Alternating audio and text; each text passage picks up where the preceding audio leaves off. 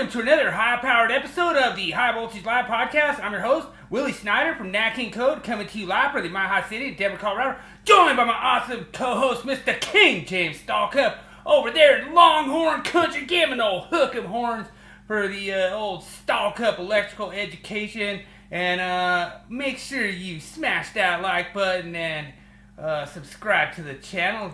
Do us a big favor. We already got Mr. John Wade up in the house. What's up, John? Hey, John. Over here from the Union.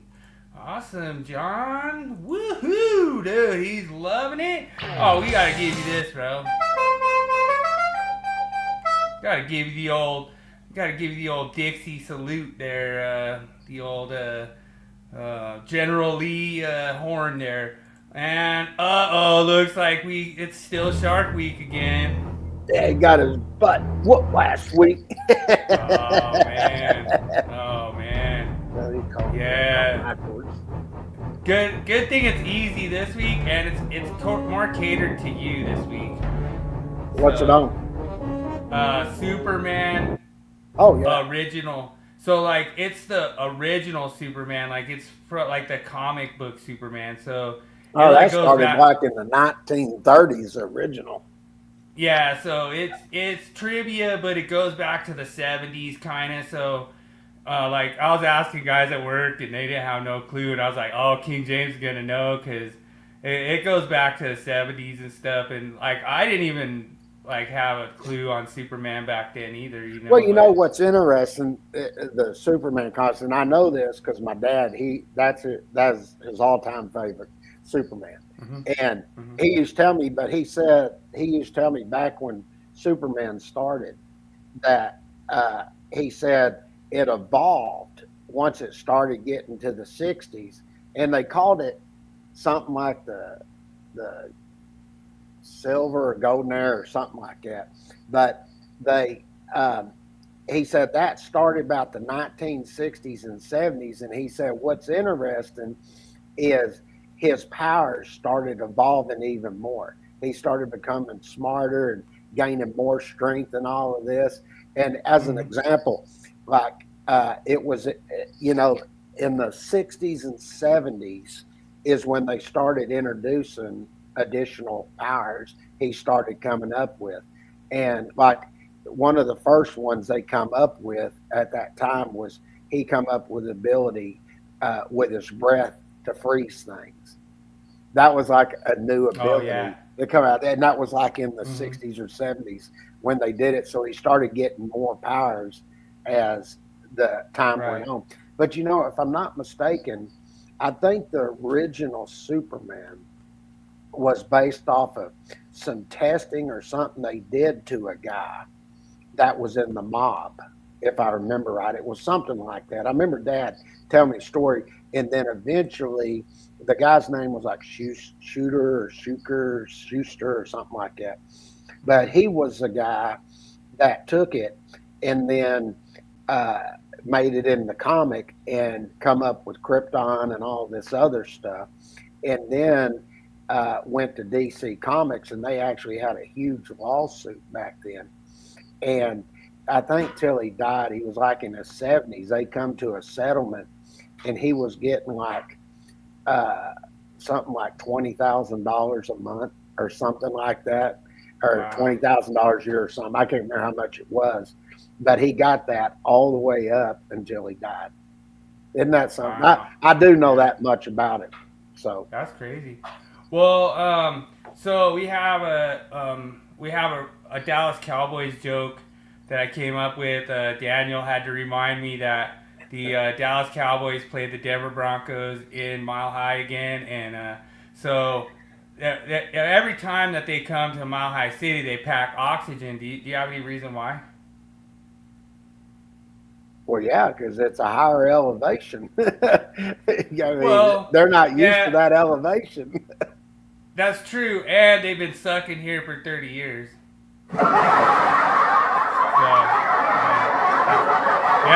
So, you have that. But hey, y'all make all jokes. There ain't nothing can get me even the littlest upset right now. I'm gonna take over podcast for just a little bit. Yeah, do it.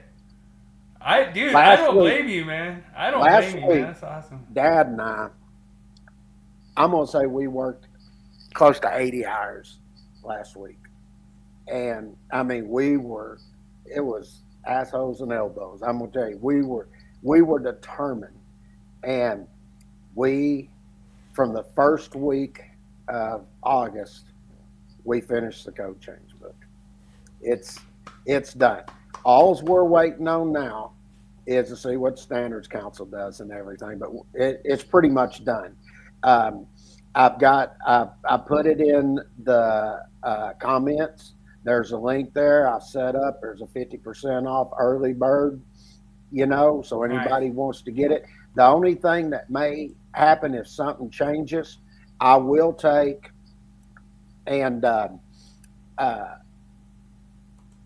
there will be a new PDF uploaded.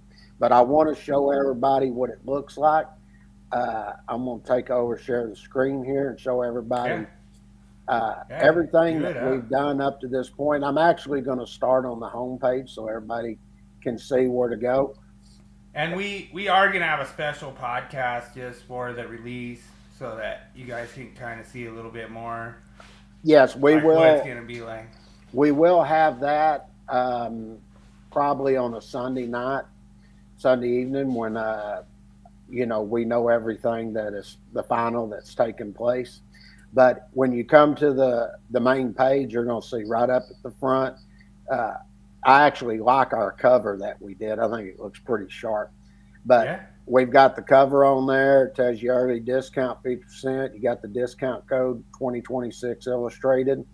There's already been a couple that already purchased when I put it out a little while back. It's in the chat, so you guys can go down there and click on that. Yeah. Early bird, you get it for like $40.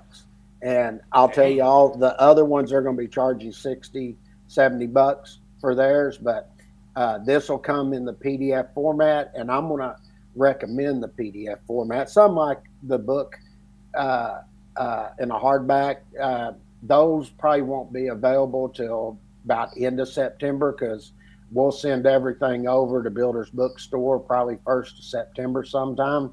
It takes them 3 weeks to a month to print it, get everything in stock before you can buy those.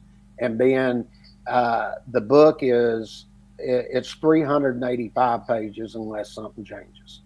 So it's not a small book. I mean, there is a lot in this publication. So when you come here, you'll just come here, click the green button. It'll tell you, take me there. So you'll go over there. And I've already purchased it. So you'll see it'll come in and you've got all your stuffs up here. But as you notice, I've already purchased this thing. So there's nothing. Yeah, so I was like really excited when you guys said you went and printed it. Because I was like, that's awesome. We printed it, and the reason that we printed it is because we want to. We're doing a little final look at it, just to be for sure. Now I'm going to take you over and show everybody what it looks like. So let me share the screen here. I think y'all are really, really going to like this. If you ask me, from what you've shown me, this is by far your best publication you guys have ever put out. I think we did a pretty good job on it. Yeah. So here's what it's going to look like when you go over and you're checking it out. When you come over here, we've got this set up to where there's right here, there it comes in 2 parts because there's only so much you can put PDF size on there, and being 400 pages, the first 3 chapters was almost half the book. So that's going to give you an idea of how much we covered here. Now, and out of those 400 pages, one of those pages is mine. One of them, but that'll be in part 2. Okay. Now, the cool thing over here, you've got this little thing over here. You can close this if you want on the side, but I sort of like this because it's easier to get stuff. So you can just click wherever you want to go. But when you come here, we'll have the chapters, annex, all this. But let's just say we wanted to look at chapter 2. So you just click here, go to chapter 2, and then once you get to chapter 2, right as you get to the intro, we tell you about it and all of that.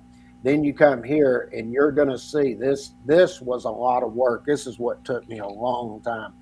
But I went in. The green is a code change, right? And then the black is the existing code text. No, that's just the chapter name, the article. Oh, gotcha. So it'll tell you which article it's in, and then you get the sections that were changed. Okay. Okay. So if I wanted to look at this and just say, I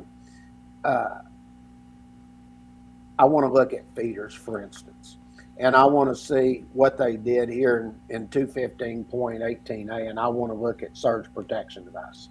You can come down here, find what article you're wanting to look at, and then you just come here, click it, click, and then it's going to take you right there. And you'll notice all the illustrations have been, I mean, these illustrations are top notch. I'll just scroll through a couple here so y'all can see them. I like how you kind of backed off a little bit of the color from your original illustrations. Like, you still have color, but it's not as dramatic, you know? Like, I kind of like that.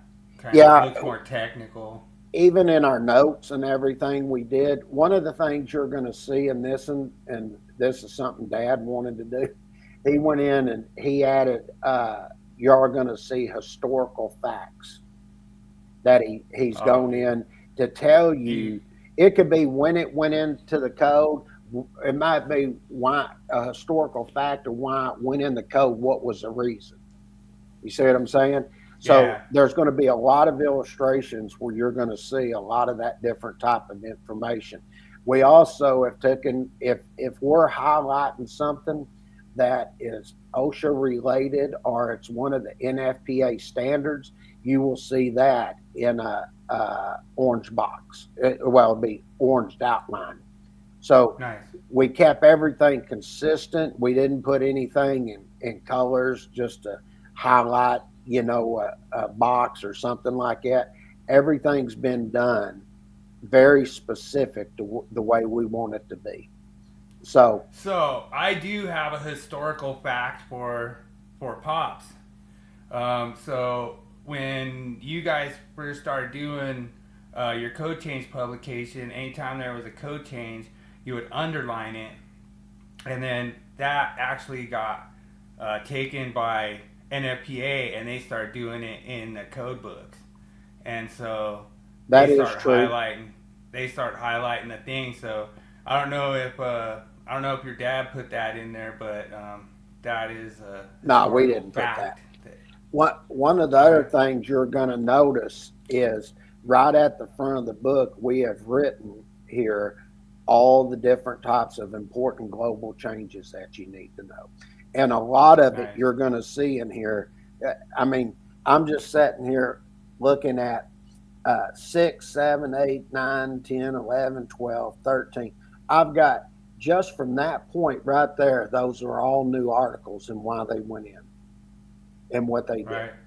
So we're going to have that put in there. And that's something that a lot of people don't really go in there, per se, to teach. But the main point behind that is for people to go in and look at that and have an idea of what took place. Because a lot of times the code change books they put out there, they don't show you that information. Okay? Yeah, now, and a lot of it is not just like what the book says, but why it says it. Oh, yeah. You know? I mean, me and King James have been pretty adamant about making sure that we, call them out on their language, because words have meaning, you know. Oh, yeah. Well, but I want to give everybody a good idea to show you the detail and illustration. Like this one here's an isolation bypass switch. Okay. When this blows up, it's hard to see, but I'm blowing it up right now. So, but when you're teaching, where especially the people that are out there teaching, this right here, all the information when it blows up here, that's on that equipment telling you how to operate this. All that information is right here, and then we've got the handles, all the labeling and everything, how this thing switched on and off. And that's Dude, good that for is, people that are out there, especially apprentices and stuff that have never seen yeah. this equipment. And the type that we put them in to where it shows the digital controls and everything that are connected to it. You're going to see that in all of our illustrations. You'll see it, especially when you get into dealing with hazardous classified locations. You'll see we're using that when we're doing transfer switches and stuff. I mean, there's so much more. I could just sit here and go on and on all day of all the new illustrations that we've drawn. Then the other thing, and you won't see this in any of the other ones that you're going to purchase unless they copy us, but right here below that, you've got the two parts, but you also have it done where they're going to be in individual chapters. So if you don't want to scroll through all the book and everything, then you can just focus on one chapter. So if I wanted to focus on, say, special occupancies, I'll go to chapter 5, and then you can come in here. This will pop up, and then we got a little zoom here. You can fit the page, go larger, whatever you want to do. Now, this is where it gets interesting, because once you get here, we got the write-up about chapter 5 and all that. But right here, you're going to see everything's broken down by chapters, everything, where you can get to the information as quick as you need to. So if I wanted to look at, say I'm just scrolling down here, and say I wanted to look at the wiring methods of pre-wiring for my inverter installation for a recreational vehicle, all I have to do is click right there. Then you'll see, that thing, everything's going crazy on me right now. Let me page fit that. There we go. And you'll see that we've come in, even the automobile stuff, that RV there, that's brand new. Just drew that. You look right there, that's what the pedestal looks like, where they're going to plug in.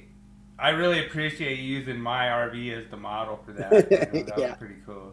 Well, that custom paint job only cost me like $20,000. So I was drawing that, and I said, I'm going to make it look really as realistic as I can. I thought I did a pretty decent job on it. Yeah, but it's got a custom paint on there. So yeah, it looks good, I think. Yeah. And but then I drew the equipment and everything. So people that are not familiar with this, they actually can look at this and see what the equipment looks like. We did the top the way you would see like a mobile home looks. We showed all the different types of installations here where we get in and we're talking about the inverters and all this other stuff.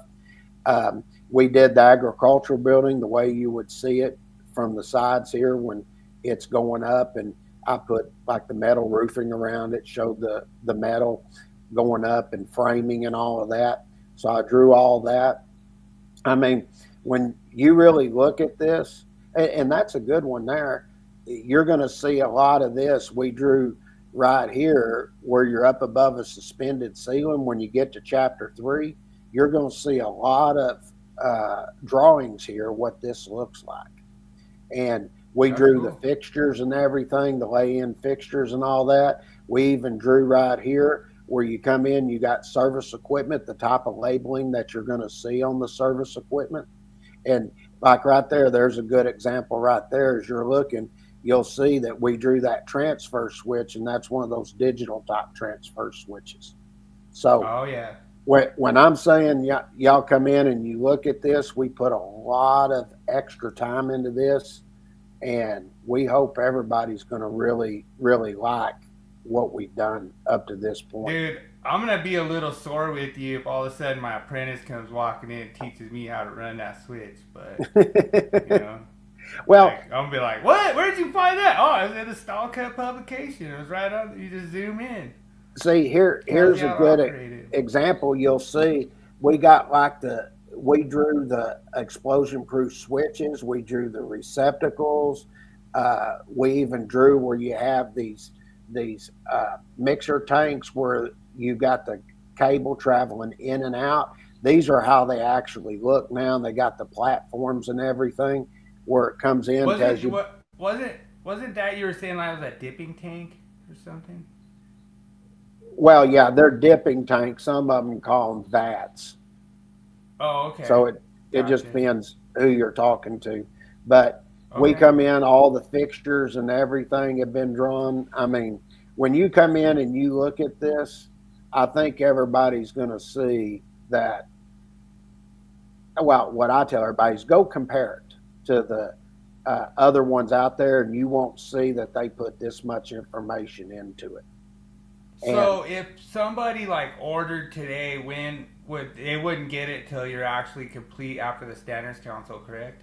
No, they get it right now. They can go in and start looking at it, and if there's anything that's changed, then I will upload the new one. So they click on this link that I just put in right now, they could buy it at 50% off and have the publication right now. Yeah, they can. Wow. And you'll notice awesome. we even took the time to draw the gas pumps. When you go in and look at these gas pumps, we drew those exactly the way they look if you come up onto them. I mean, when you actually come in and look at this, you really start to see there was a lot of work put into this. Now, there is another thing I want to point out that's really great about this is once more people come on here, you'll have learners that you can go in and you'll see all the learners that are on here. So like I'm going to send this over, put Bill on here, and you'll see that you can link in and everybody, you can message somebody, do whatever you want to do here. And then you can also have discussions here. You can ask questions, you can create polls, tables, whatever you want to do here. You can upload, maybe you're talking about a certain change and you want to share a picture or something that you're taking out in the field for people to see. Now, one of the other good things about this is... I never do that, though. I never post up stuff from the field anywhere. So. Well, see, you could be looking at a change here and something that we've discussed in say our myth of the week. You could post that there and then talk about it and then link it to the podcast. Oh, dude, I got one. I think I'm gonna do next week. We'll talk about that. I don't want to break the surprise. Well, and this is something Bill and I talked about. Everything that I've designed up to this point was designed to also tie in with the High Voltage Live podcast. So I'm going to start breaking I've already broke down a whole bunch of them, but I have to get all this done first. Once I get it's already done. And I'm going to, next week before y'all come on, I'll have the next two for the NEC death match on. We'll have all that on ready to go. And I'll be able to keep up with everything at that point because we got this 2026. But for instructors that are out there, this is where y'all are really going to like this, is I'm also going to have another one that has the presentation on here. Now, one of the cool things is, let's say it could just be a class you're teaching. You could be with IEC, IBW, Faith Techno, whoever. I don't care. You're just at a junior college, anything where you're teaching courses. You can contact me and I can take, especially once I get the online version on for the courses with the videos and stuff. But for this portion here, I can take the presentation, put it on there. And if you have a class you're wanting to do, you call me, let me know, tell me how many students you're going to have. I can set it up. And once you get their emails and everything to me, then I work out a good cost for you and everything that's beneficial. And then I can take this course and I can clone it and rename it, and nobody will ever see the course except for you and your students. And y'all are the only ones that can converse over here on this left-hand side and discuss what's going on. So you could do that in class, or you can do it on the internet, where you're streaming. and everybody has access, and y'all can ask questions back and forth. And say you're teaching in a class and somebody don't like raising their hand, he can ask a question right here, and as the instructor's up there teaching, he can read the question that they're asking. All that information's right there for him to look at.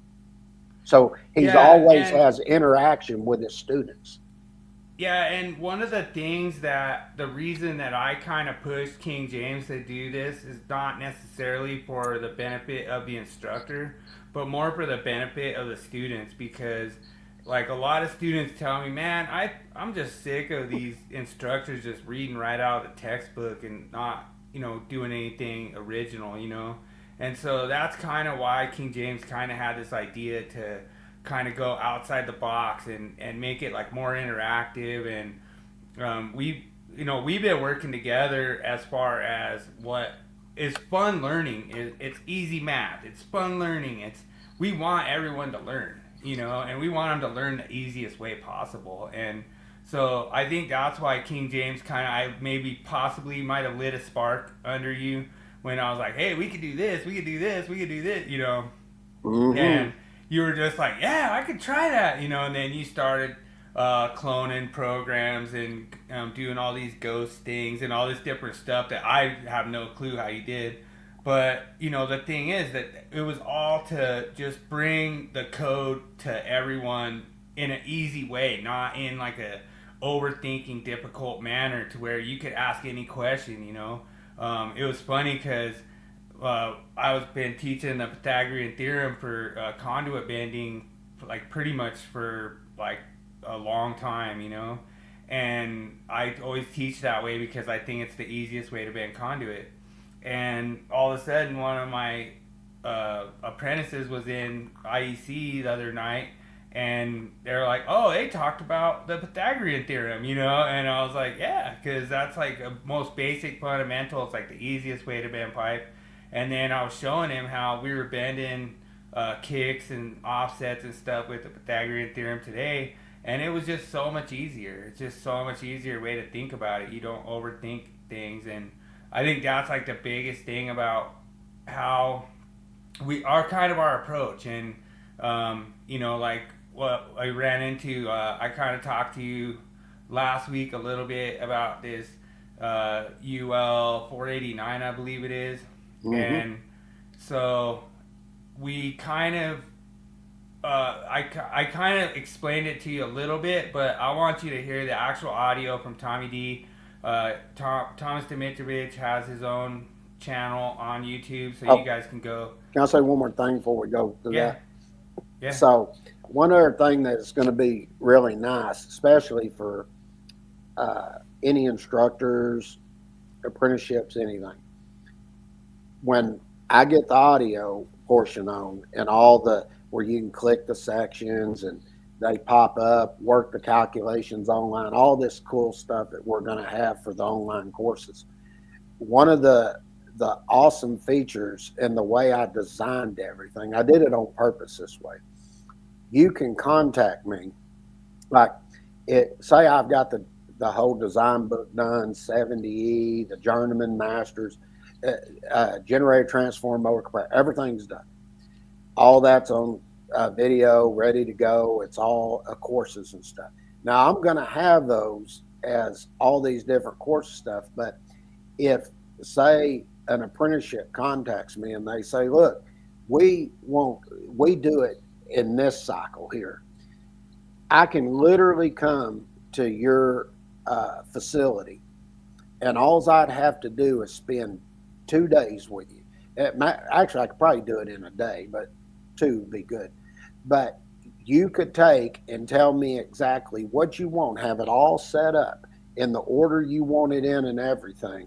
And the way that I built the courses and stuff, I can create a new course. It's not a publication, but it's videos and stuff with all the text and everything. I can go through and set each one of those up and drop them in as it, because I do everything as an individual. I can drop that in another one, and within 2 days, based on the 2026 NEC, I would be able to create you a 4-year apprenticeship. Wow. I'll tell you right now, nobody else will be able to offer that. That's amazing. So To me, what I noticed, and it's really funny, I kind of told you about this, was like Mike Holt had something where he's mentioning the 10 amp circuit, and in 2026 they actually put it back. They took copper clad aluminum out as the minimum, so now under the 2026 is going to be number 14 gauge copper and number 12 gauge copper clad aluminum. And I was like, wow, that's a bummer, Mike. I was like, yeah, you have to make a new video, you know. And the thing is that I said, I was talking to your dad other night, and I was like, man, I really like how you guys, when you make a video, it has the test of time, you know.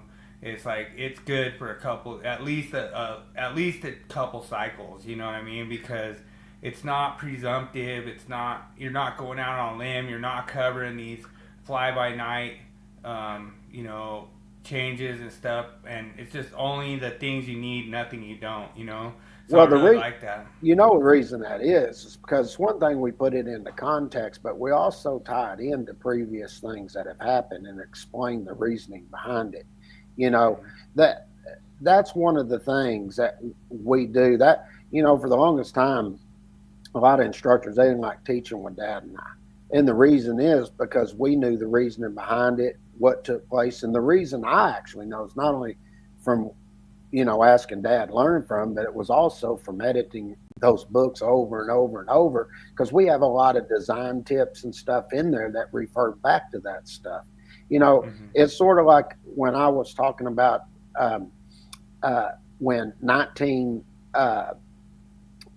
they started making the changes in 1971, 75, and then I give a date of March 15th, 1972 from OSHA, and I tell you, anything before that date that was installed is grandfathered in, and anything from that point to April 16th, 1981, anything that was 50% or more had to be brought up to the current code. And then anything after April 16th, 1981, everything was up to the code at that time. Well, that was all put in by OSHA. And nobody even knew that till we put it in our design book. And that's why I try to tell everybody there is a big difference in publications. And a lot of them, they got the basic stuff they cover and all that. But if you really want to know reasoning and why something happened, you know, it's like I'm not gonna say his name, but he said people that know use stock of it. He said people that don't know will buy another publication. Well, what he means by that is we know why they did certain things, and that was Dad all them years putting all that additional information, those historical tips and everything, and putting additional information so you know where it come from. Because you know, it's just like when you get into myths. A lot of times it's a myth because somebody doesn't know where the original information come from. Yeah. So that's why we put that type of information in our publications. So, dude, I'm telling you, it is like always a treat just to be able to be kind of like a fly on the back window of your truck, and just kind of like pick his brain on different stuff, and it's just an honor, and like I just appreciate it when, you know, I get to talk to him, and like I say, you know, you saw, you know, it's like, oh, hey, so-and-so's saying this, and he's like, oh, yeah, well, whatever, you know, and it's just so funny because I just love the fact that he's just so matter-of-fact that, like, he knows the information, and, like, you could ask him any question, and he's going to give you, like, the straight-up answer. And oh, yeah, he will. And, you know, that's what's so cool. It's awesome. You know, that's something that's really good about having someone like that and the wealth of knowledge that he has. And you know what amazes me? He's 85 and he still remembers. You know what I mean? You know, like he'll every morning he gets up. A lot of people know this. He goes and he walks a mile every morning, and then at night he's worked his way up. We got a big hill down here that goes down, and he's now gotten himself where he walks all the way down the hill and all the way back up. And He comes in, he's sweating like hell. He'll go in there, he'll grab him some grapes or cherries or something, turn on the TV, and just sit there and chill out the rest of the night. But that goes to show the type of character that he has. He's always moving, he's always going, and I think that's one reason he's been able to keep his mind as sharp as he has all these years. So, all right, let's go ahead and get started on Dimitrovich. Let's see what we got. All right. Like, this is the same format that we always do. Like, there's anything he says that you want me to stop and talk about some, let me know. We'll go. I should have recorded it a little different, but that's all right. It might be a little longer. On UL 489, because there is a discrepancy. Maggie, no. Jeez, she is persistent. Lay down, girl. She's got that bad leg, and she's trying to push through a barrier.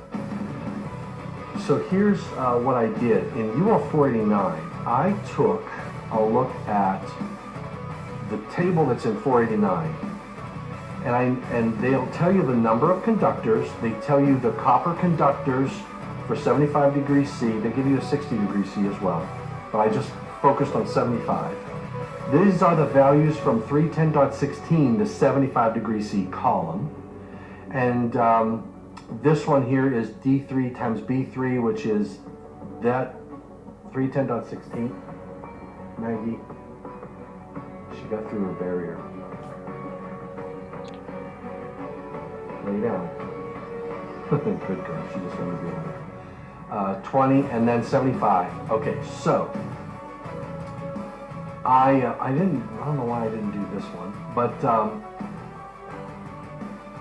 this looks at each of the circuit breaker sizes, and it compares the circuit breaker rating with the total amps. So in this case here, I have a 40 amp breaker, I have one 8 gauge, and an 8 gauge at 75 degrees C is 50 amps. So the breaker is less than the 75 degrees C column.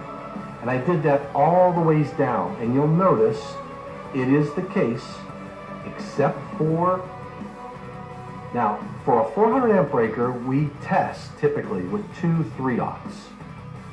And I've got to double check, but I'm not sure why this is the case. But for some reason, on a 400 kc mil, a 400 amp circuit breaker, the 2 3/5 3/0, I've got a 1 o'clock meeting, the 2 3/0 equals 400, which is fine, okay, and that's where this is okay. But they permit me to put a 1 500 kc mil, which is only good for 380. Stop. Okay. Welcome in, David, dude. That's so thank awesome, you, David. Man. I'll let him know that because I'm gonna take him deed after this. So, but nice. He talked about a 40 amp going on there, and he's got a 50 amp wire. Well, let me explain it to you. Probably because they calculate and say you had a 38 amp load, the next size conductor above that's a number 8, which is good for 50 amps. Even though, so I could protect the conductor or the load, which would be a 40-50 amp. Okay, it's sort of like I remember doing this a long time ago. Last year when we did the journeyman and master exam calculations, and I went through it all, and I gave an example, and I said, if you calculate a load at 58 amps, and I look at table 240.6a, the next size above that 60 amp. But if I go to table 310.16 and I pick up the amperage on the conductor, it's good for 65 amps. And I said, you could put a 60 or 70 amp overcurrent device on that. And I said, in order to get that permission, go over and look at 240.4b, and it tells you protect the load, or it's in parentheses, it says you can protect the conductor. Well, so you know, and y'all need to forward this Dimitrovich so he learns how to use the code here and how 240.4b is applied. And I want to say this before we go in there. This is another good example when them saying, oh, the code overrides the NEC and what the manufacturers and structures state. This is an example of having people on the code making panel, and they're coming in, they're doing podcasts telling y'all people, oh, this is this, when they don't even know how to apply the code exactly. He's probably one hell of an engineer, in engineering for his products and things like that. But code's a whole different animal when you start looking at this. And so when I go over and I pick up and I'm looking at his own manufacturer's instructions and he's saying the manufacturer's instructions are wrong. No, they're not wrong. And this is exactly why OSHA requires, when you go over and look at 1910.7C and you pick up all that area there, that's why you have industry experts and all these other people that are in there that help write these testing standards and procedures in order to write the manufacturer's instructions for the listing and labeling. Well, they did the testing and everything, and what they're trying to tell you, Mr. Dimitrovich, is the 380 amps, they probably calculated the load and say it was 370 amps. Well, the next size above that is a 500 kc mill. So you can exceed the amperage of the conductor, but the breaker is allowed to be sized larger than the conductor size. Okay. Sure. So that's why they're permitting you to do that, just like the other two examples that I gave. And I like how he did that. He was trying to explain about the 40 amp, but he didn't really understand. You see how he moved on from it? He didn't do no explanation. Yeah. Well, I'm giving you an explanation why they did that. And the same thing, I gave you another example. And the reason I gave those two smaller examples is to let you know that when I get to the 380 amps, as long as I don't exceed the amperage of that conductor, I can go up to the next standard size. Now, they may come in and they may say, well, they may come and add loads to it. Well, yeah, if they do that, that's an existing service load. So you have to calculate for that and put 125% on it and see if you exceed the conductor size. That is required already in the code. And well, now in the 2026, it'll be 120.87. So, if they want to argue something about it, I will take you through the steps and show where, no, you got to do this if you do that. You got to do this if you do that. And everything that Bill's showing here that he's explaining to you, he is completely wrong in what he's saying. And for him to say there's a mistake by the testing standard procedures, that just goes to show there another good example reason why the NEC doesn't override the listing and labeling. And that's 100%. Especially true for any inspectors watching this. You go by that listing and labeling, because those guys that are on those code making panels, they're not responsible for that equipment. The person that's responsible for it's the manufacturer. If they tell you to do something, that's what they want. Okay. Oh no, I thought they mandated stuff. All right, we'll keep moving. You'll notice all the ways up, all the way down, up through this 400 amp test, they permit this 500 kc mill on a 400, and now it violates the rule.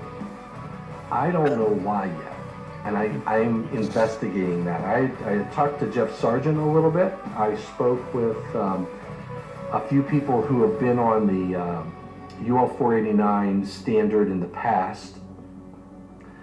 The closest I can come to is they'll tell me that they believe it's related to the service conductors and service conductor sizes being used for 500 kc mill, one 500 kc mill being landed on a 400 amp service. That's a bunch of crap. That's a bunch of crap. I'll tell you, if the people that are doing the testing stuff, if they said that, they don't need to be on that UL 489 doing the testing if they don't know any better than that. Well, the thing that's funny is it has to do with the service, so what? You can't use it as a branch circuit? What about a feeder? I want to go over a feeder. I can do that. I can go up to a 400 amp with 500 kc mil, as long as I don't exceed the amperage of the conductor. Yeah. Are you going to tell me that I can't take and I calculate a load at 58 amps? I can't put that number 6 on there and put a 60 amp breaker? Is that what you're going to tell me now? You're going to tell me I can't put the 70 amp on there? This goes back to what I'm saying, and I've stated this. They got people on the committees now on those panels, and they get put on by manufacturers. They send a representative over there. He's not skilled in that particular thing. He's learning on the job as he goes. They have people from the Inspector Association. They send somebody over there to take over and be on this panel, and he may not have any idea what they're talking about. So the thing that's crazy is Tommy D's on Code Making Panel 10, which deals with a lot of service equipment. And what I don't understand personally, which blows me away, is how he could say this is a code violation. A single 500 on a 400 amp device is not a code violation. You can't just say it violates the code. To me, that just blew me away. I saw you start laughing about that, but you want me to keep going? Keep going. I'm amazed. Still have to do some homework. Don Gannier, you're probably the better person, even a better person that might know a little bit of that history. But I don't understand why I can put a 500 kc mil at 380 amps ampacity on a 400 amp breaker and violate the rule. And it's in the UL standard. The other two locations are a 3,000 amp copper and a 5,000 amp. So both, and it's just on a 3,000 amp, I can use 8 500 kc mils, which is 3040. The breaker is less than that. I can use 9 400 kc mil, which is 3015. The breaker is less than that. But I can use 7 600s, and that's 2940, 60 amps less than 3,000. All right, we got a request from DJ.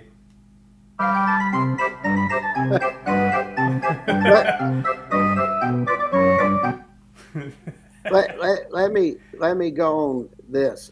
Now, one thing is if you're at a breaker 800 amps or less, you go up next standard size. Okay. Anything over 800 amps, the conductors have to equal or exceed the overcurrent device. That means the overcurrent device is going to be less. Now, if there is one that they've done a calculation, it's a 40 amp difference, I'm sure in the manufacturer's instructions they allow you to go up. But if they're allowing you to go up, they're probably telling you can't exceed the amperage of the total of the conductors. True. That's probably why they're allowing that. So I just want to explain before he gets into this, and he's saying there's a discrepancy and stuff. A lot of times there's no discrepancy. You need to read the manufacturer's instructions and why they're permitting you to do certain things. Okay? Yeah, and just because I did this, I totally messed up my clip. Now it starts all the way over. That's okay. We got enough of it in there. Yeah. But what I want to point out to people is when you're listening to a lot of things and they're telling you there's mistakes and things like that, and that's one reason Bill brings a lot of this up and we discuss it, is because we want you to know exactly what the code is, what the intent is of the code. And I think by us going through that and showing it to you, I'll just tell everybody, go look at 240.4b and then tell me who's right. That's all you got to go look at. Okay. Yeah, so you guys got enough. you guys got enough of that. I tried not to go too long, but I guess we'll go to the meme. To the meme we go.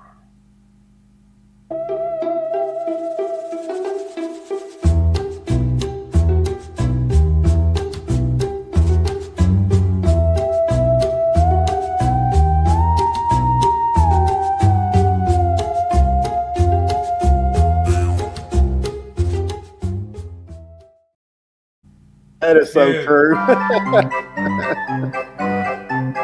Dude, I actually got in trouble for making this comment when I was at a company, and I'm like, every time I open a panel, it's just a total, shit show, and I gotta fix everything, and, it's all just total nightmare, and they got mad at me, and they're like, that's your job, and I'm just like, no, it's not my job to just find this total freaking spaghetti mess every panel I open, but...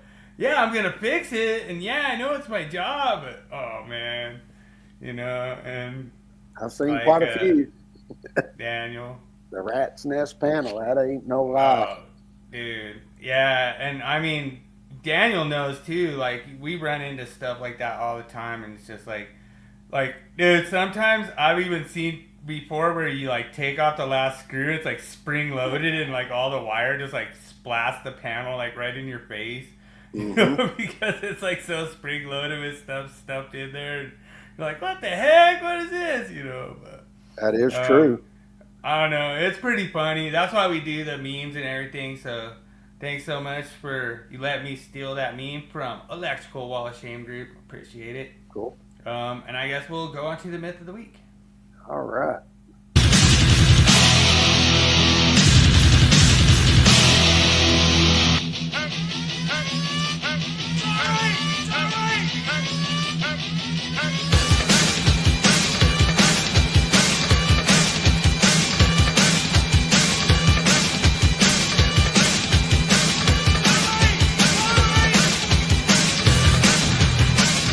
It's time for Myth of the Week.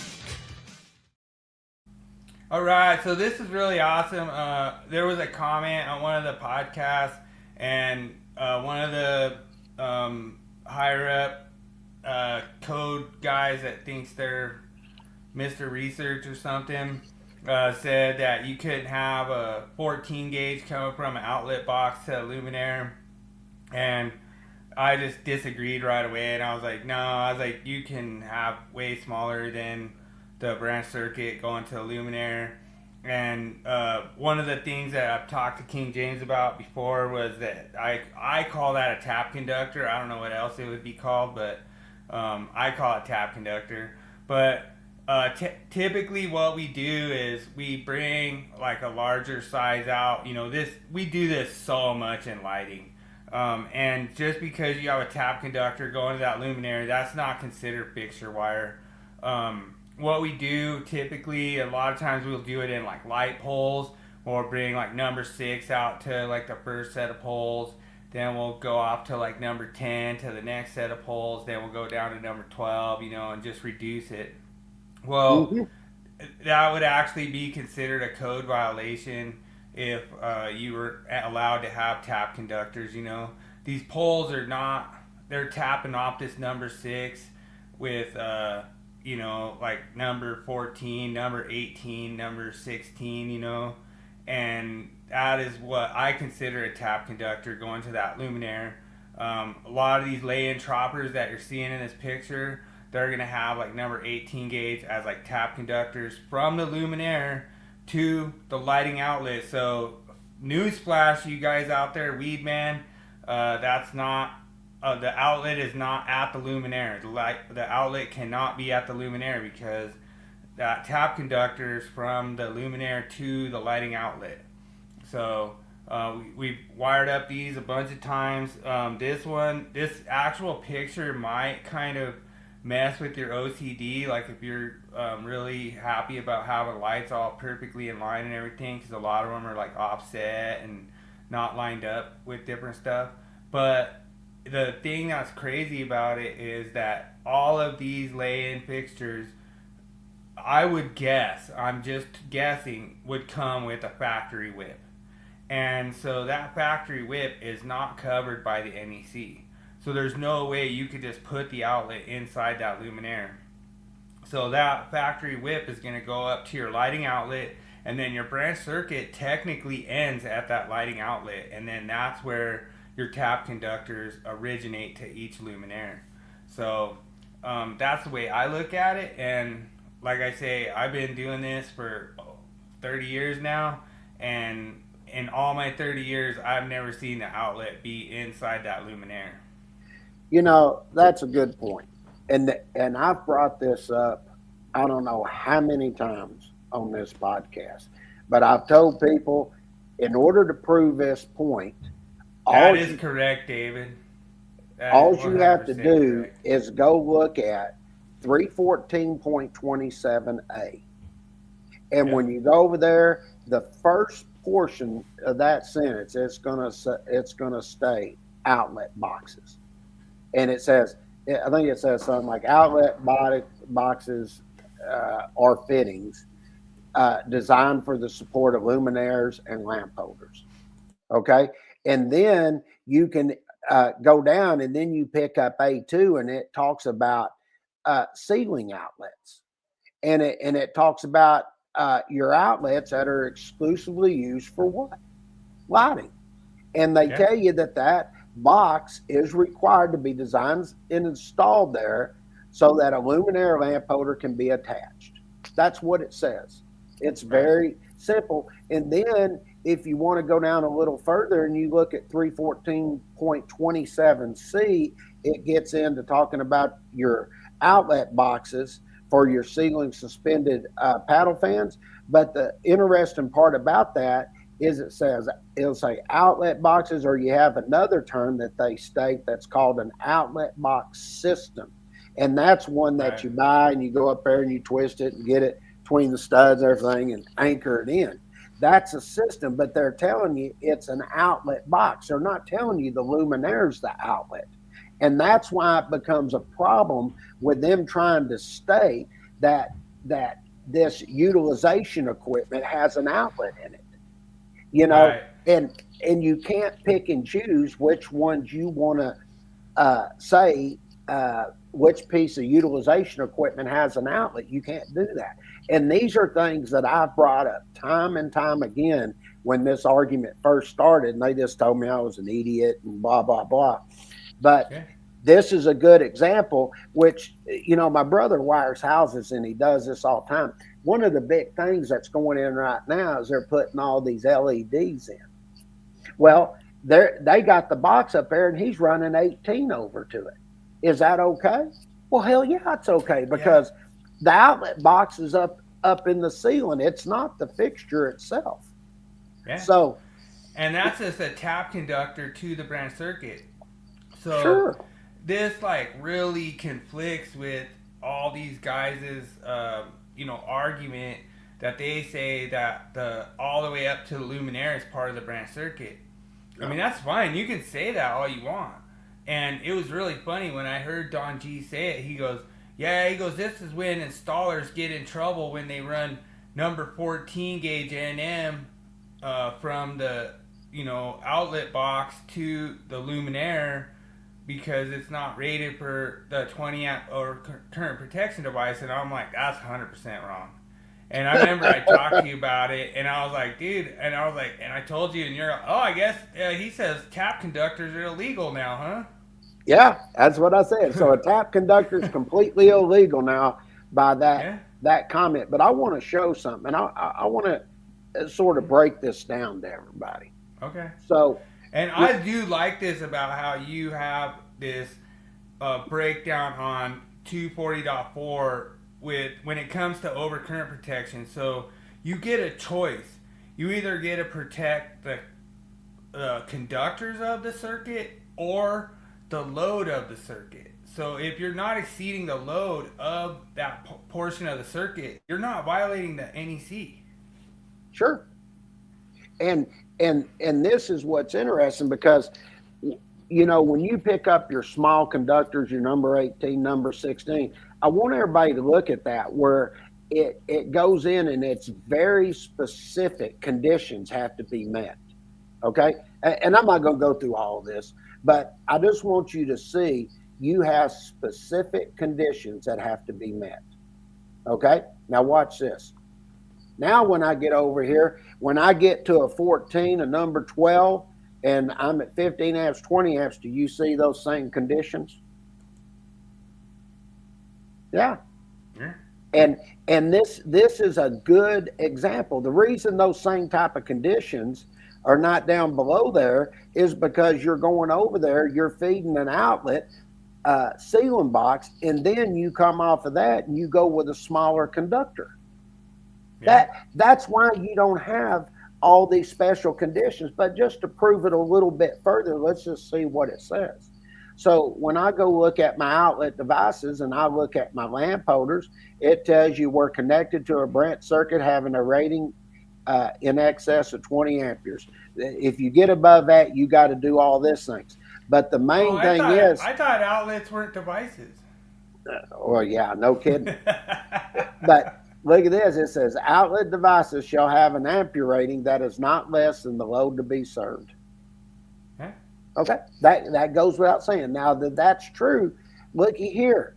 Oh, you got to be kidding. They actually have things put in here where we have these permissible loads for these multiple outlet Brent circuits, and they're set at 10 amps here and telling you what you need to do and what a 10 amp circuit's permitted for and what it's not permitted for. Well, why is a 10 amp circuit permitted for a lighting outlet, not a receptacle outlet? Well, it's very simple because they're showing you that there. That's where you're getting into those LEDs and everything. Yeah. Okay. So, now, watch this. So then I come over here and look at this. Then they talk about the 15 and 20 amp Brent circuits. And as you look at this, it says it shall be permitted to supply what? Lighting outlets, lighting units, or other utilization equipment, or any combination of them. And then they say you have to comply with B1 and B2, and it talks about cord and plug equipment not fastened in place and utilization equipment fastened in place, and there's certain rules you have to meet there. Okay? Now, the reason I pull all this out is because I want you to see they get into specific requirements when you're at a lower one, but once I get over to 15, 20 amp, we don't have all those restrictions. Right. Well, and one thing. So my question behind that is, why is that? That's the question. But the reason is because they're going over hitting the ceiling outlet box, and then from there it's like a tap going over to a fixture. And if they're feeding one that's a LED and they put number 18 in there, that's nothing more than a tap wire going over to it. Yeah. So I did want to kind of go deeper in on that because I did learn this from you as like a general rule on NEC Live. We were talking about tap conductors. And so, basically when you look at like, say this tap conductor being like less than 10 foot long, you only have to be rated per the NEC as 10% of that 20 amp circuit. So let's just say that Luminaire is a 1 amp. Mm-hmm. So you're saying that conductor has to be rated at least 2 amps or greater to be a tap conductor from that. That's it. 10 foot from that outlet box to the Luminaire. That's easy to comply with. That's right. I could easily do that. So that's what I'm trying to say. It makes no sense what he's saying. Just to explain in layman's terms, like the whole theory behind it when it comes to tap conductors, and if it's over 10 foot, let's just say it's 25 foot, it's 1/3 of the overcurrent protector device. So what has to be rated for 7 amps? Mm-hmm. 6.5 or something. Yeah, and that's where it goes back here. Look, they get in 5.6 amps. See, they're coming in and they're telling you as a continuous load, it doesn't exceed this. Yeah. So it goes right in theory with exactly what we were saying. It's nothing more than a tap conductor, but you don't want to exceed that just based on the conductor itself. It has nothing to do with anything else. They just tell you that the circuit breaker has to be listed and marked for use with 18. Well, I'm not connecting with 18. I'm connecting with number 12. All that is a tap over to it. That's it. Yeah. And that proves 100%. Everything you were just saying. Right there. It's right there, black and white, for everybody to see what we're telling you is true. Yeah, and I try to do the myth of the week to where everyone can understand it. Like, I've actually had inspectors come up and be like, hey, I think you're wrong on this. And then I'm like, all right, well, what am I wrong about? What is King James wrong about? And then we go over it, and then they're like, oh, okay. But there's a lot of misconceptions with, the myth of the week. And this week's myth is busted, totally busted. But like I say, I thought that was really funny when he said that, and it's like, you know, maybe in the Union, where Don Gennari's over there in the Union, Union Residential in Chicago, maybe that's cool. Maybe they, you know, maybe you can't pass inspection if you run 14 to a Luminaire or whatever, but typically when I deal with the inspectors out here in Colorado, I explain my position. I'm like, you know, I'm totally fine if you fail me. You just better have a code reference so that we can kind of go over it and we can cover it on Myth of the Week. And that's like why I do this, my favorite segment. Yeah, it's a good one. Should All we right. do Willie Quiz? All right, let's cue it up.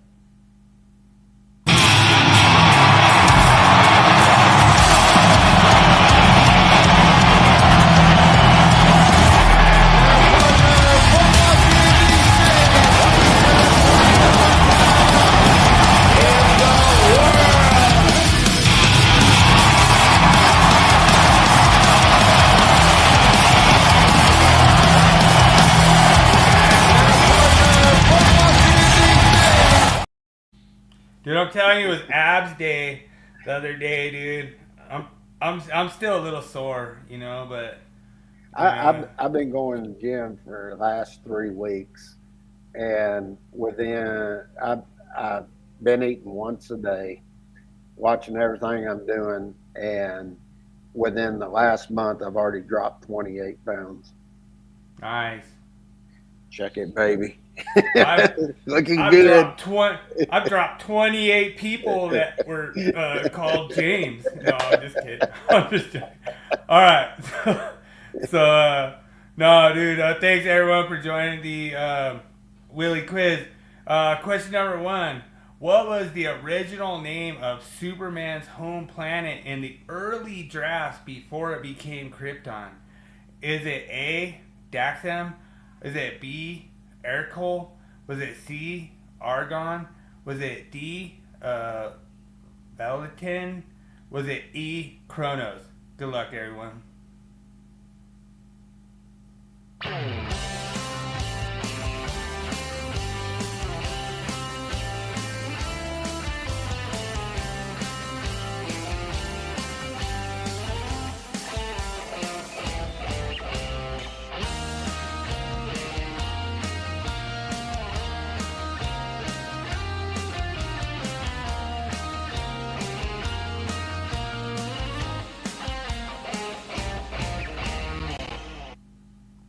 Well, this is interesting because I've always known it as Krypton, but I thought it was, I know there was a sister planet next to it. I think it's called Argon, or something like that. But 2 names I went for right away were Argon and Kronos. True. So I just want to give a big shout out to all. Like, we've had a packed house all night. We've got like a full house up in here.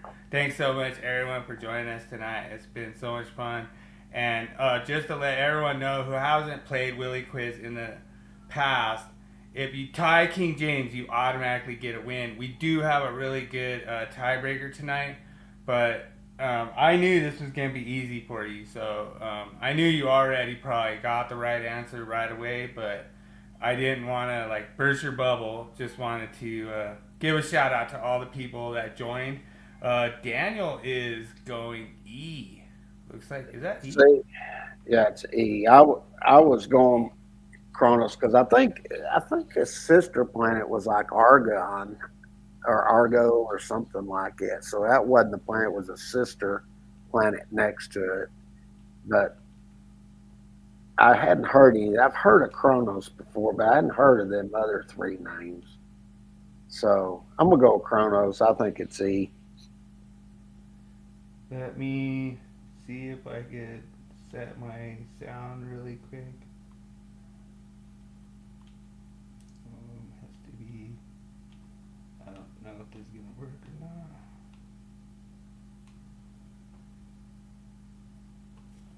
No, it didn't work. Did it work? Oh, no, it didn't work. All right. Anyway, drum roll. The correct answer is B. I will work on my drum roll really quick and Urkel. Man, I didn't know that one. Yeah. So it was in the early drafts of the comic. It was originally Urkel, and then it changed to Krypton later in later publications. But I will work on my drum roll. I messed that up. So. Well, that's interesting. I wouldn't have thought that. But as like I said, I wasn't 100% sure on that one. I just was going off of two that I sort of knew the names, I guess you could say. And well, that's okay. I missed it. Well, I will give Daniel the award for. Let me see if this works now. All right, drum roll's back. All right. So, I will give Daniel the award for picking my bullshit answer. Oh, you picked my bullshit answer too. That's only why I was. Yeah, Chronos. It kind of sounded cool. That's why I picked it as a bullshit answer. But yeah, I just wasn't 100% sure. I was like, I think I know, but there's only two names that I noticed. All right. In the Silver Age, Superman once gained a bizarre new power from a mysterious red kryptonite exposure. What was it? A, he could see into the future. B, his body turned into rubber. C, he gained the ability to teleport, but only backwards in time. D, he could read minds, but only of the animals. Or E, he could shoot miniature Superman from his fingers. Good luck, everyone.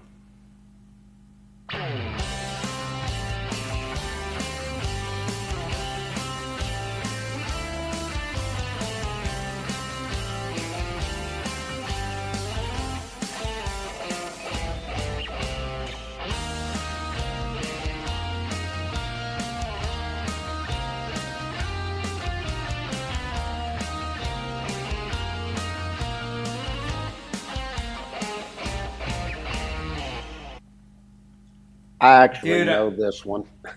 I almost remember this episode from when I was a kid. Yeah, I know this one. Matter of fact, if I'm not mistaken, they had this on the cartoon. Is where I saw this. That's why I know this one. I'll wait till everybody else answers. All right, this one's a little tough. I think Daniel's gonna get you, man. I think Daniel's coming, but you know, like the thing is that's weird. Like when I went to like make this quiz, like I'll go through like a bunch of times. So Daniel is saying that he can see into the future. Yeah, that'd be wrong. It's E. He could actually shoot miniature Superman from his fingers. King James gets the first correct answer. Daniel is wrong, so King James takes the lead. It is going to be a long night for the shark in the chat. But yeah, it was funny. Like when I saw that answer, I was like, "No way is King James getting this." But I actually saw the cartoon with that. I remember when it came out and he was exposed to the red krypton. I probably saw that back when I was like 7 or 8 years old. Yeah, I knew some of these you'd remember, but yeah, I remember that one. They're a little tricky. All right, Schuster. Okay, yeah. All right. So, what real life scientist did Superman co-creator, the sinister base Superman original look on? Joe Schuster. Joe Schuster. Superman. Yeah, what did he base his original look on? Was it A, Nikola Tesla? Was it B, Sigmund Freud? Was it C, Albert Einstein? Was it D, Harold Urey? Or was it E, Carl Sagan? Good luck, everyone.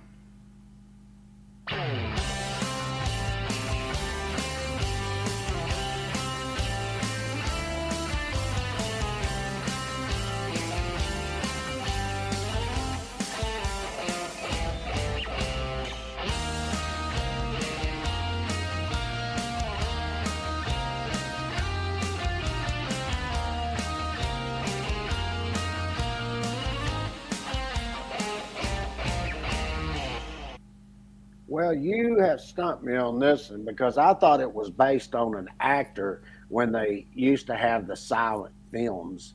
I don't remember the guy's name, Willingham, something like that. I don't remember his name exactly, but I thought it was an actor. No, it was a scientist. Wow. So you had to break this down because that had been the 30s. So I think you're looking 40s and 50s, Nikola Tesla, Einstein. That'd take them off. I think that takes off Carswell. So it's B or D. Tesla could be in there. I don't think, but he didn't wear glasses. Actually, Nikola Tesla, he was a ladies' man too. A lot of people don't know that. He used to hang out on the beach a lot. Oh, Daniel's going Carl Sagan. See, I was my mind never went to there. I went to Sigmund Freud or Harold Urey because I think they were back before then. So true. Tesla was a ladies' man. That could be Superman. Well, you have to think he was developing that would have been in the 1930s when they actually started developing the Superman comics. So that's why in my mind I'm doing process of elimination. I'm gonna go with B, Sigmund Freud, because he was definitely before that time. True. That's a good answer.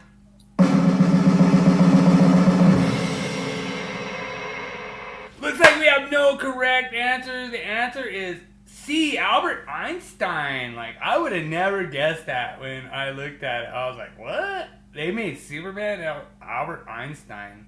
So, like, he was supposed to be, like, this, like, some super smartest guy ever, like, and so they actually literally thought Superman was, like, Albert Einstein, so. That's interesting, because I thought Albert Einstein didn't really become popular or anything to the 40s or 50s. Apparently, he was the model for Superman.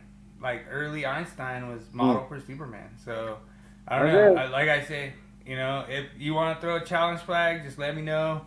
I will go into the research tunnel and figure it out. But, all right, this is a good one. You'll love this one. All right. So, I know this one. Which non-DC character once defeated Superman in an officially licensed, what do you call it? Like a crossover. And so, is it A, Goku? Is it B, Muhammad Ali? Is it C, Spawn? Is it D, Darth Vader? Is it E, Hulk Hogan? Good luck, everyone.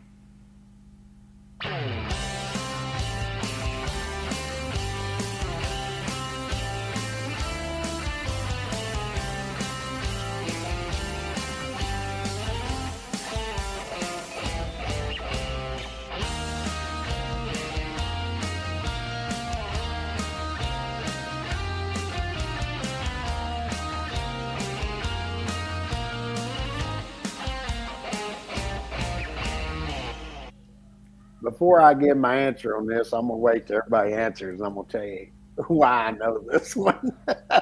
So far, King James is up by 1.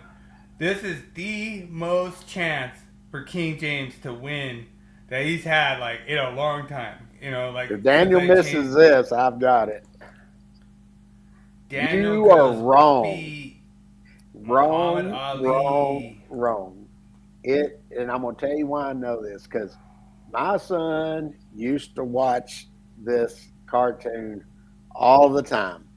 And we argued about this. And then one time it came up and he said, yeah, they did a thing showing that Goku beat Superman. And I said, that's a bunch of crap. I said, Superman would whoop Goku's ass.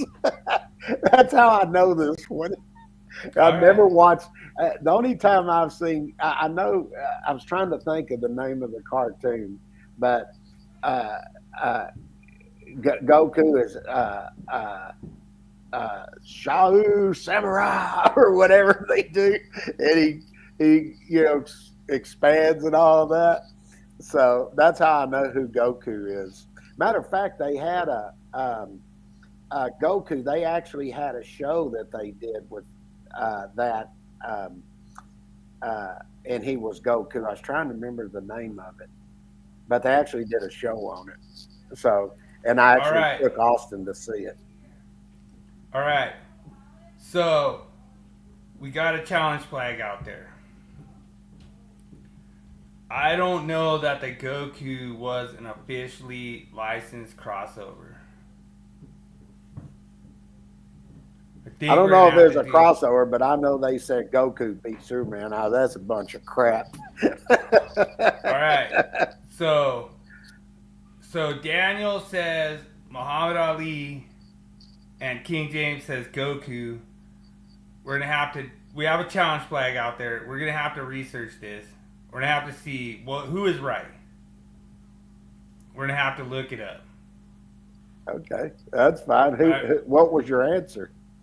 The answer says Muhammad Ali. But I think, so that would mean Daniel's right that it's an officially licensed crossover. I don't know that Goku is an officially licensed crossover. So that would mean that you were wrong and Daniel's right. Let me check. There could be two right answers, and this is sorry folks, this is an official challenge flag. We have this from time to time on the Willie Quiz. I just do my research, and I thought that the only one that was an officially licensed crossover was Muhammad Ali. I didn't think Goku was, but I did hear about the Goku one. So I could be wrong. Once defeated, I don't know. Superman. Officially licensed crossover. I think Muhammad Ali is the only right answer, but it could be Goku too. Let's see what it says here.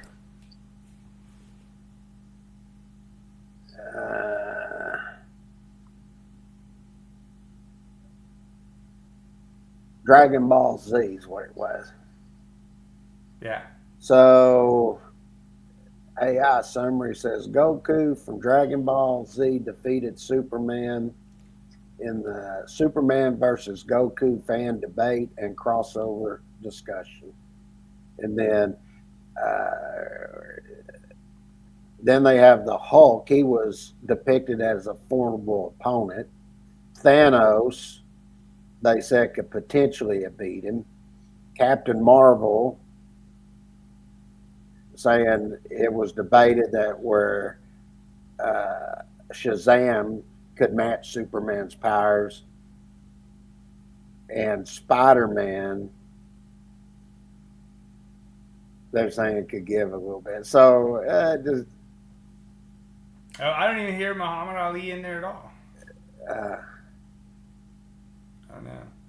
Maybe ask. So they've got then they got some. Well, I guess they got one here. Let's see. This is in DC Comics. Let's see. Orion, they had him, Shazam, Hawkman, Captain Atom, Galactus, Godzilla, Alfred Pennyworth, Muhammad Ali. Here you go. There's actually one here, Muhammad Ali. Let's see.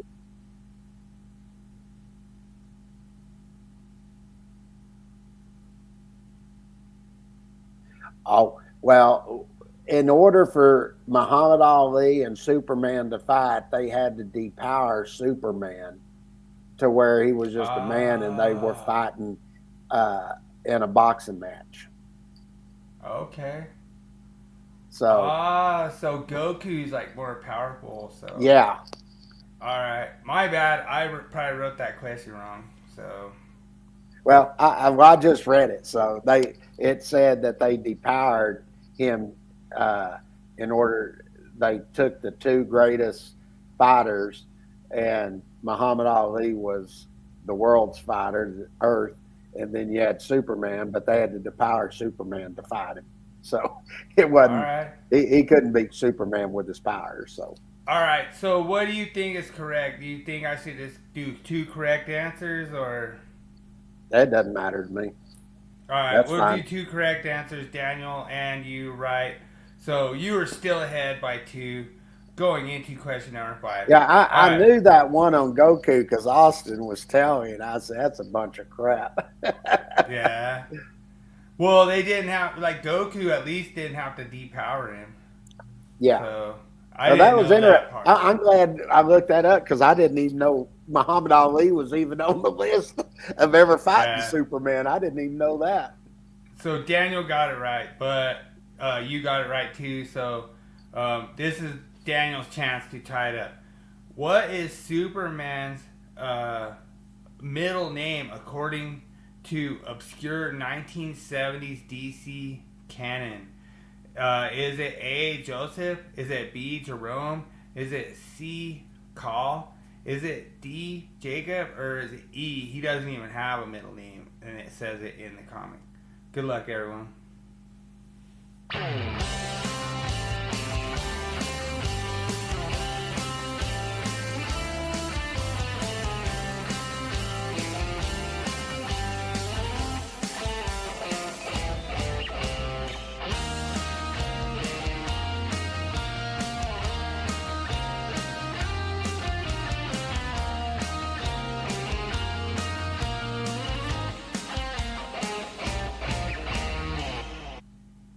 So just so I don't get called out on this one, it's not Superman, it's Clark Kent. So it's Clark Kent's middle name. Oh, okay. You know, It's not I Superman. know Like, a lot it of is people technically. don't know this, but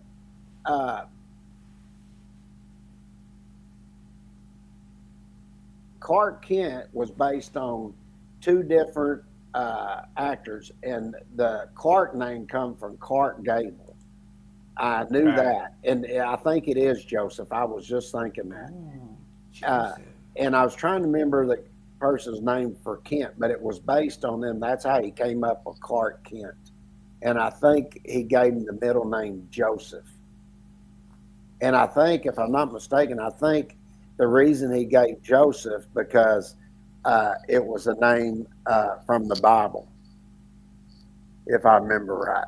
That's why I was going with Joseph. It is Joseph or Jacob I was going to go with, but I think it was Joseph because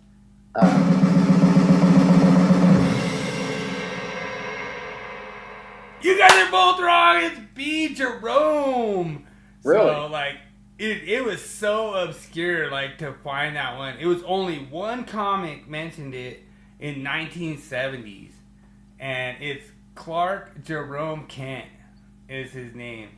really. Which I thought was crazy. Like, I was like, I mean, you could do another red flag. You could look it up. And you could. No, I don't you have could- to. I won. It doesn't matter. Yeah, so you kind of won, but we still have a tiebreaker, so Daniel still has a chance to tie. Okay. So he's already stole the fish from your beak before in previous shows. So he has another chance to do it. So this week, like the simple part of it, what was the newspaper that Clark Kent worked at? Daily Planet. Yeah. So Daily Planet. What was the newspaper he worked at before the Daily Planet?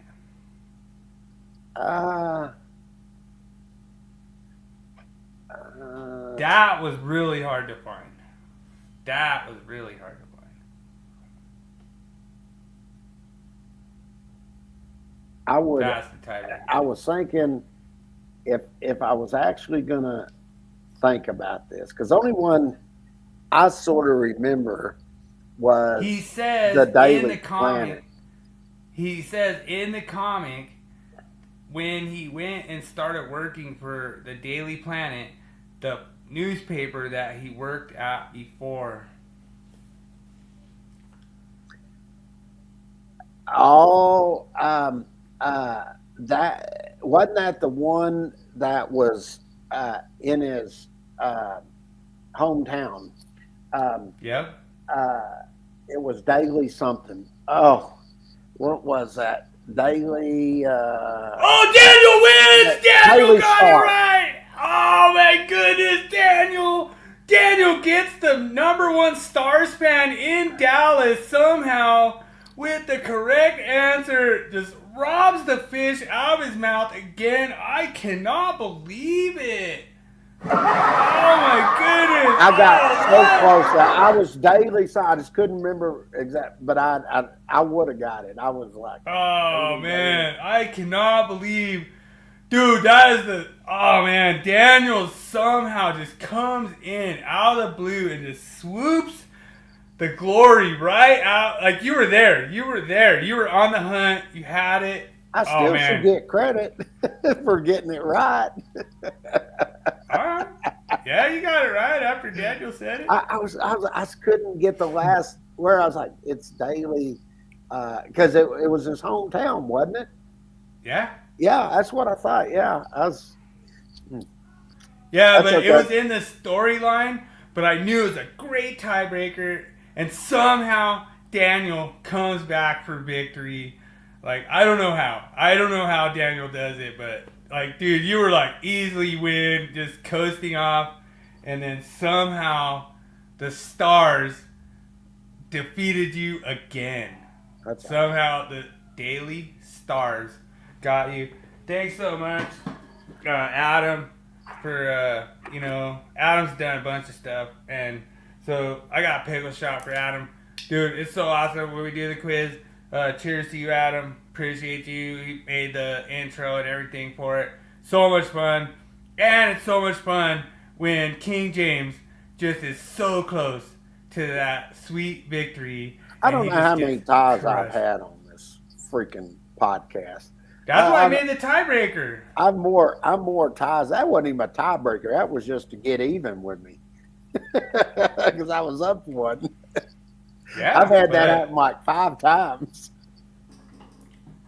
Well, the thing is, Daniel is your Willie Quiz victory, 7-time champion. He's always going to be the 7-time champion. I'm tired of all these Even if he wins ties. like 500 times, he's still going to be the 7-time champ. But everyone knows I love the number 7, and that's so cool. Oh, dude. Like who's always saying it's rigged, man? Who's always saying it's rigged?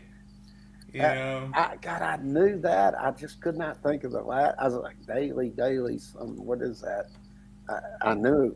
God dang it. Dude, King James is always the one saying it's rigged. Then Daniel wins. And Daniel has had his moments where he said it's rigged too. But it's usually like after he wins, as a joke because King James isn't able to drive his F-350 Super Duty, freaking do cookies in the grass around, DFW airfield. Down at the levees. Yeah, you know what I mean? So, but it's all cool. It's so much fun doing it, and so I guess we'll go on to the tool. Yeah, it's so late tonight. We're going to be able to do topic. All right. Tool.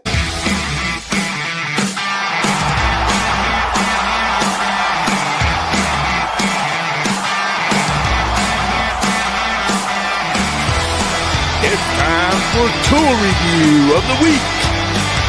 Sponsored by Electricians Only Tool Review. All right, so I apologize about my topic, my little side topic taking over your topic, but King James will catch us up. But this is one of the things that I really love. I originally kind of thought, Milwaukee only charges for the name and stuff like that, but this step bit kit is really cool. It goes up to 3/4, which is like 1 1/8. It's just, a lot of people are like, oh man, I want one that goes up to 1 inch. But the nice part is that you can just use your step bit up there, get a knockout set in there, then punch it to whatever size you want, And what I like about the step bits is they keep the hole centered a little better. So I use like the best pilot bit known to man, which is a self-tapping screw. And then I just unibit it out from there.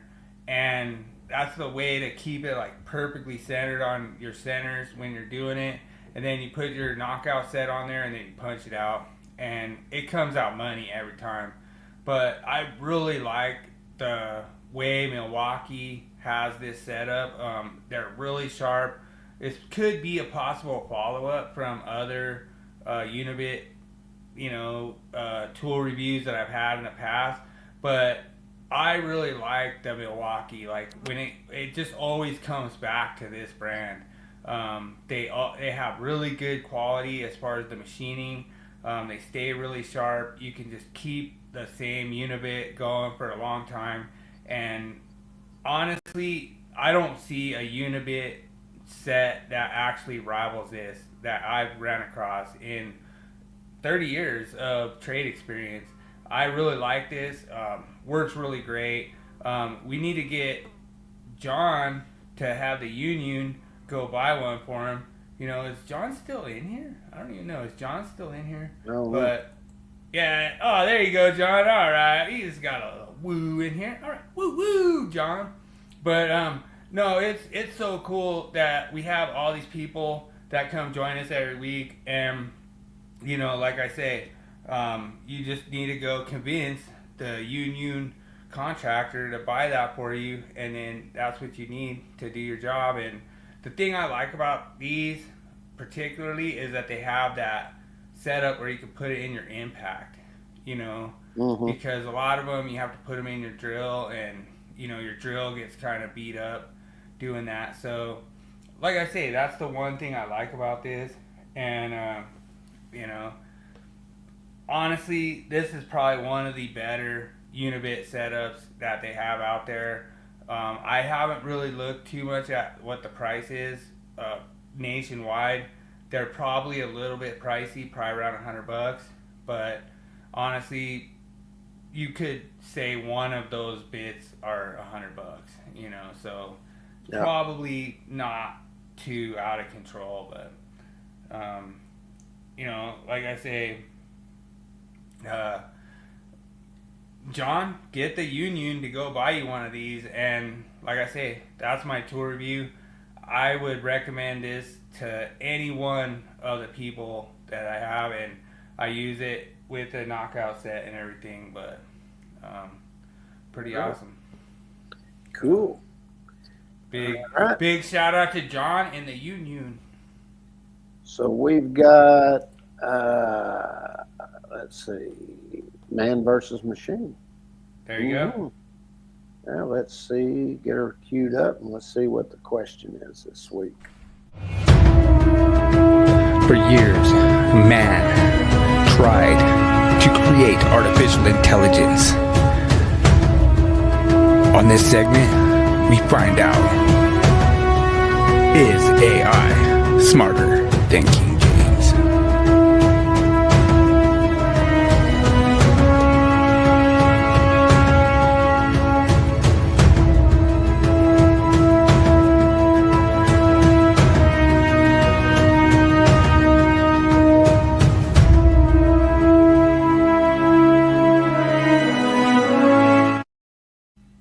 Dude, I'm telling you, you are killing AI at this. Like, I can't remember the last time AI got one right, but Let's see what you got here. This one's a little obscure. This could go into the UL argument. Well, this is an easy one. The reason I know this one is because almost every one of them are exactly the same. That have that protection in there, and it's B within 12 inches. And I think this is like in 680, 34, 35, somewhere in there. So you are correct. Oh, should I do? Oh, correct. But no, you're correct. But the thing that's funny about this is I like doing these because I know you know all these. But it's like, I don't know that ChatGPT knows all these. Yeah. The thing is, personally, I don't see what the big problem would be if it's within 18 inches. Yeah. It's just a UL standard. Like, it's just the code can't override that. The code's just following the UL documentation. Okay, it's 680.35a. I just went and looked at it. Okay, let me Yes, go sir. ahead and share the screen and go over to. I'm interested to see. ChatGPT. I think ChatGPT got it right initially. We're when I about to asked. find out.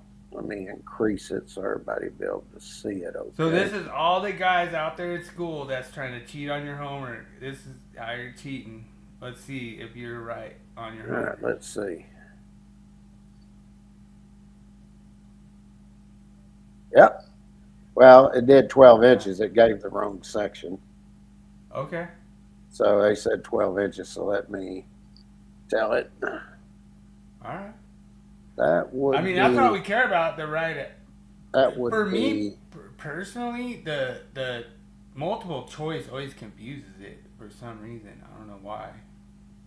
however, NEC section 680.35 is the correct reference.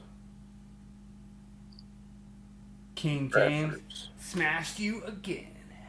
which states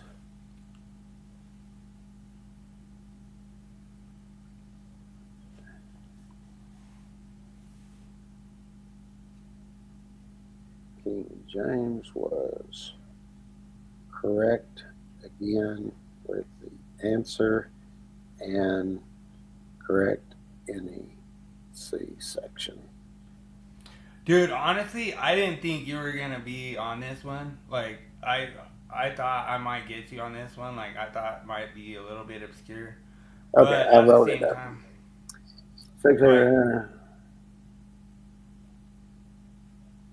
I'll tighten up maybe so you keep throwing the flag. So you won't keep throwing the flag for the wrong article on the field. Want me to there you go. prep a quick 680 or cheat sheet so King James keeps the streak alive? He's pissed off. Dude, I'm telling you, man. It's getting a little salty, man. It's getting a little salty. Can we do a cheat sheet for him? Yeah. So I didn't know that you'd be really on that one, 100%. And like Well, I said, I remember when they started putting those in, and it was always 12 inches. So I remember when they did it for the AC units, and had them in there, and they put that in the code, and it was 12 inches. But where did they put it? They It put was it just at the freaking cord. They yeah, put it in at the cord end. when they were doing it in the cord. It was Why would 440, they put it 64. 12 inches away? That's just Like, that's so dumb. the distance they came up with. Yeah, it's like, to me, what's 18 inches? What's 24 inches? What, like, who cares? Like, you know what I mean? Like, and it just goes, like, to me, well, the reason I looked at that was, okay, so we have this EBSE thing, this argument now with 625 54B. So is that EBSE can be protected within 24 inches or 12 inches? You know what I mean? Like, it's so dumb. Like, where's the outlet? You can't even tell us where the outlet is, and then you're going to say it's protected within 12 inches of the outlet? You don't even know where the outlet is, and you're sitting there saying, oh yeah, it's protected within 12 inches of the outlet. Well, with that, it actually plugs in, so you can measure 12 inches from that outlet. Sure. You know, it's just dumb. I don't know. I thought it was hilarious. I thought it was a cool way to bring it up and fester the argument a little bit more, but I knew you'd like that. And I got it. That's all. Congratulations. Bill. Congratulations. You and Machine got it right. Code junkie. Code junkie. Yep. All right, we got All right. one more. Let's throw down All right. Wall Shame. That's it. All right. Shame. Shame. Shame. Shame.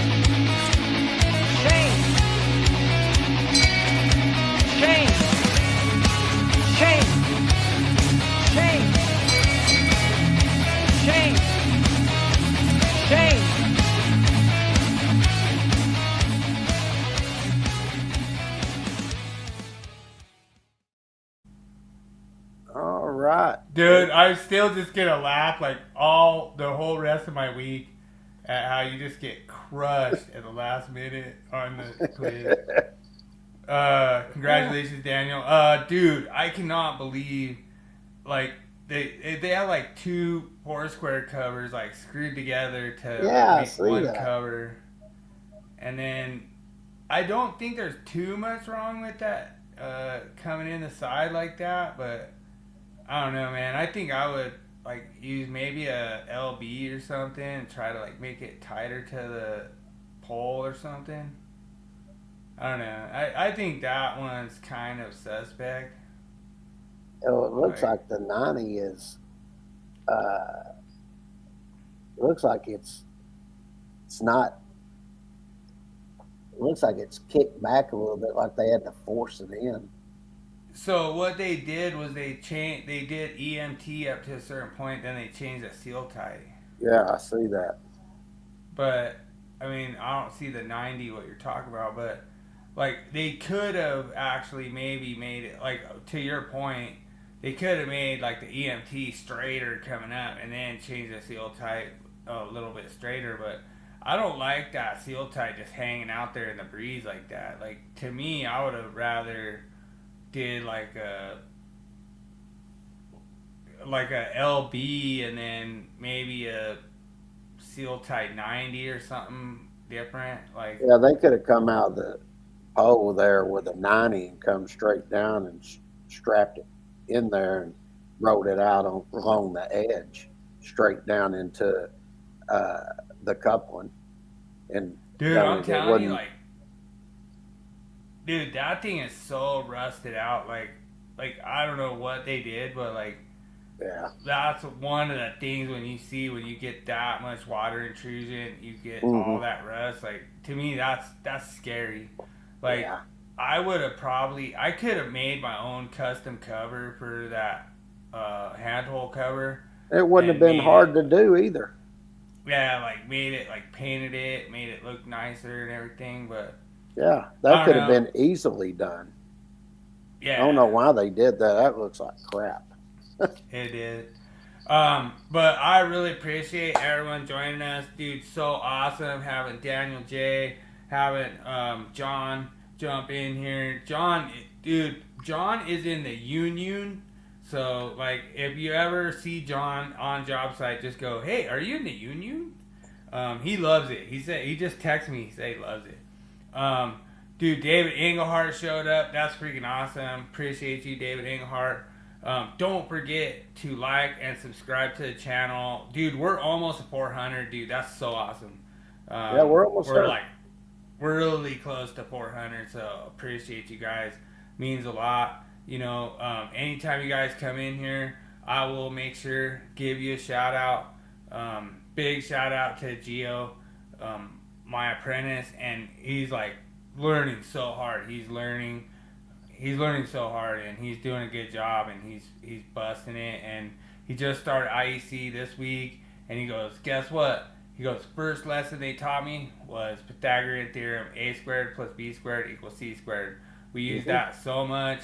And it's funny, like, I ask all the apprentices, I'm like, all right, if you have A phase with 5 amp load, B phase with 5 amp load, C phase with 5 amp load, how much load's on the neutral? 0. That's how you teach them. You make them think about it. Yep. And so that's the kind of thing that we like to do here on this podcast. Thanks so much. Everyone packed the house tonight. I can't believe the amount of views that we've already had so far. Means a lot to have everyone jump in here. King James put these podcasts together. I kind of do like a little small behind the scenes thing, but it means a lot, the amount of stuff that you do. He's doing the code change book. We will have a special podcast coming up for the code change book. And I can't wait. I honestly am honored to come through and check out the code change book firsthand. See my 625-54B in person of the one that I got passed. And to me, I hope the Standards Council like doesn't see it that it should have passed. I don't know. Honestly, we'll see. I don't know which way it's gonna go. Honestly, I'm blown away. I got one to pass, but at the same time, I didn't think it was gonna pass. I thought it was gonna get rejected. So Yeah. We'll see. But I appreciate you, King James. Thanks so much. Make sure you give my customary hello. I don't think I can do it online to your pops, but I appreciate you. And as always, everyone, make every day an easy day. Amen. We'll see everybody next Thursday. Y'all have a good weekend, and enjoy pro football starting this week, the preseason. So, all right. There we go. Peace out.